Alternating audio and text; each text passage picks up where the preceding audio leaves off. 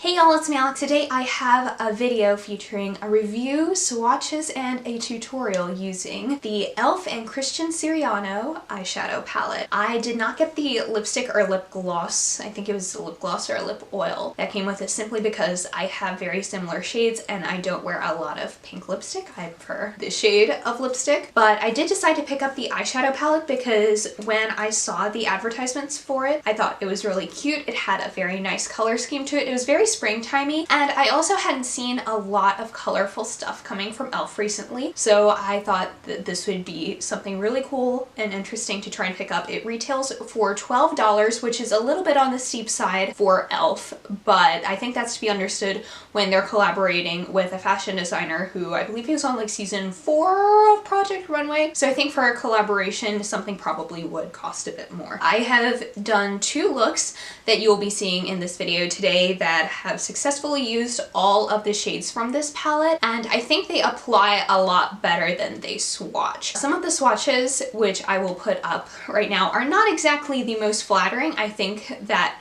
the shimmery shades apply and swatch a lot better than the matte shades. The matte shades can go very patchy both in swatching and applying, but the shimmery shades in general are just very easy to work with, and so that is pretty simple to do. I am not entirely sure if I would recommend this eyeshadow palette. I think the look that I have right now was very simple and easy to do. I used these 3 and then this and this shade to do this eye look, so it was pretty simple to do with those, but there are a few shades in there, like the purpley pink shades, that go on very patchy and aren't as easy to work with. I think it all depends on what you kind of have in your collection. Now I'm going to throw in some comparisons right now because I went through my whole collection and I tried to see if there were any dupes or very similar shades to what was in this palette, so I'm going to go through that right now.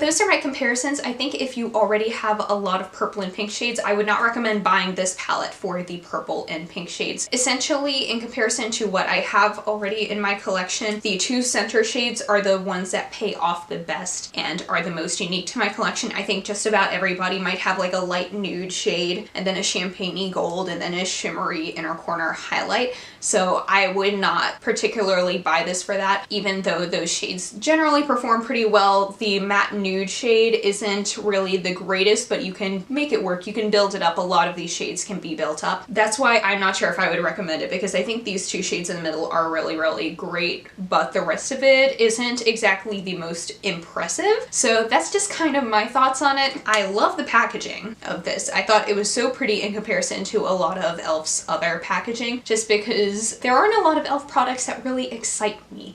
Now, I just tried out their Mad for Matte Jewel Pop palette, and I really like that one. It just doesn't have exciting packaging, so you never think to really pick it up if something doesn't look quite interesting. And also, it comes with this little double-ended brush, which is surprising for an e.l.f. palette, just because I know that e.l.f. I personally really like e.l.f.'s brushes, but they're just never included in any of their palettes. Now, I really like the shorter end of the brush. I think that one works really, really well. It's very good for packing on eyeshadow. I'm not so much a big fan of this end. It just doesn't doesn't do anything for me. It is very flimsy. It's not the greatest thing ever. So anyway, those are my thoughts on this palette. So now I'm going to get into the tutorials. Okay, so I'm going to start off by applying my NYX HD eyeshadow primer.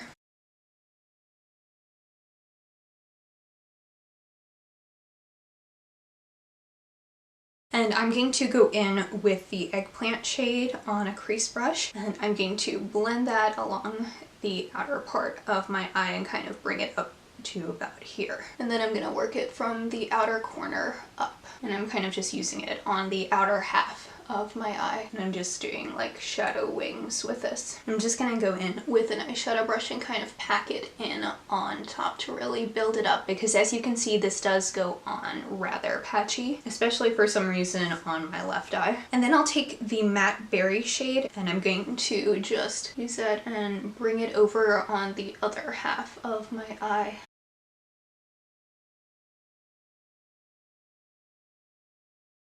And that one is also going on very, very patchy. So that's just a thing that you should know about it. Fortunately, it is looking better than the swatches do. I'm just going to kind of blend it down the middle. And now I'm going to kind of do the same thing along my lower lash line. And again, just bring it up to do the shadow wing, which by the way is my superhero name. Shadow wing. And also, as you can see, there's a lot of fallout going on my face, which I will eventually have to cover up. And I'm putting the berry shade along the inner half there. And I'm gonna keep trying to build this up a bit on my lid so it looks better. I'm going to take the gold shade and put that on my inner corner as my highlight. And as you can see, it doesn't apply quite as gold as it looks in the pan. It looks more of a champagne shade when you actually apply it to your eyes, but it does show up really nicely. And then I'm going to put the matte nude shade on my brow bone. Then I will curl my lashes using my Ardell eyelash curler. And I'll finish it off with my Urban Decay Perversion mascara.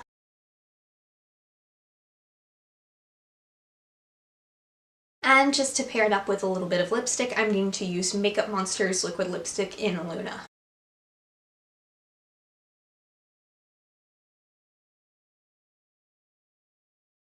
And this is the finished first look. Okay, so again for my second look, I'm going to start off by applying my NYX HD eyeshadow primer.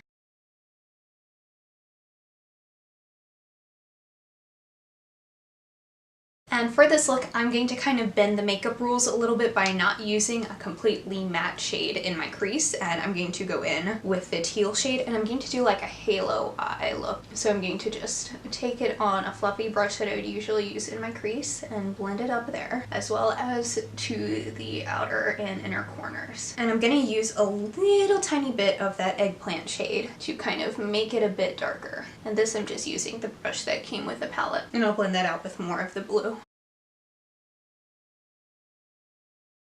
And then I'm going to take the green and just apply that to the middle of my lid.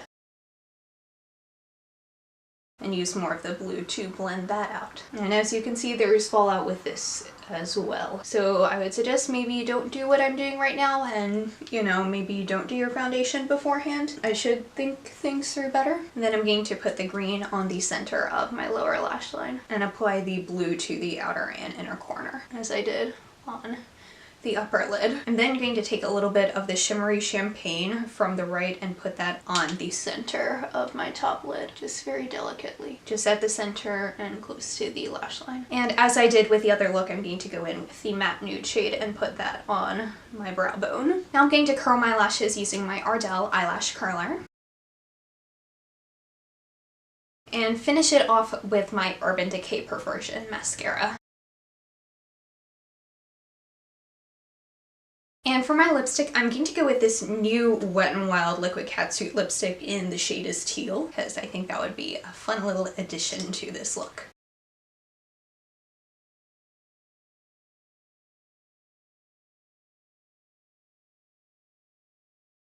And that is this finished look. Alright y'all, thank you so much for watching. Please be sure to give this video a thumbs up if you liked it and subscribe down below if you want to see more videos from me, and I will see you on my next one. Hope you'll have a wonderful day. Bye!